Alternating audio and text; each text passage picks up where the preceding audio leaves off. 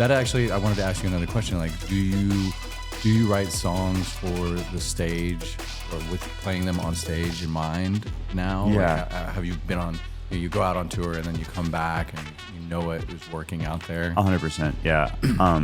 In fact, one of the hardest parts about the pandemic was like not having stages to test my music on.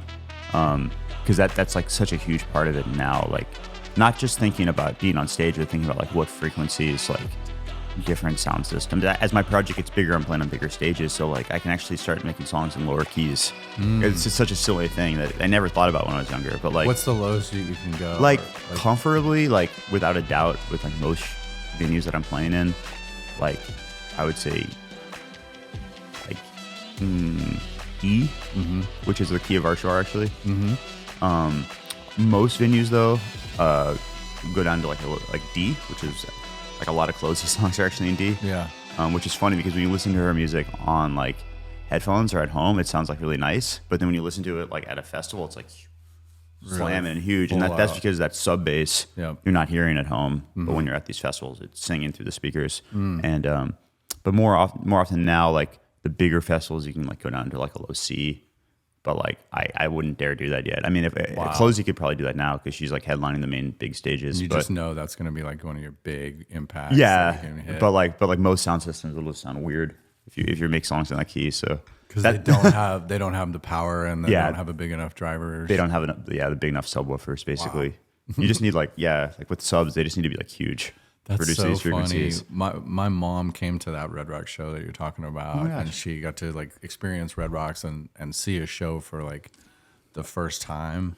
And after the Closey set, I went up and like said was hanging out with her, and she was like, "I get it now." And she had never really experienced like a modern day sound system with electronic music hitting, and how much you feel that in your body cavity, and it like resonates inside of you. She really got. Oh, that's so cool. She was like, I get it now. That is so cool. This whole time she's like, what is my son doing? Yeah, no, I mean she got it, but she hadn't really ever had her moment with it. Yeah. It was like, whoa, this. That's so cool to hear. I mean, like everything out of context, like sometimes doesn't make full sense. Like, and also on the flip side of bass, like when you have a large venue full of people, they absorb the high frequencies. You know, and the upper mids too, because we're just like giant like sponges walking around basically. So basically, unfortunately, like a mix that sounds great in isolation on a sound system in your bedroom or like with headphones on, like when you're at a venue like full of people, will actually sound kind of muffled. So you actually have to, when you're playing, and I learned this from Grammatic, because I was like listening to his mix, like in sound check, I'm like, this is really harsh. Right. Like kind of doesn't sound great, like to a certain degree. And then when it's packed with people, the snares are just hitting, everything's like, the hi-hats are sizzling, everything's like going just right.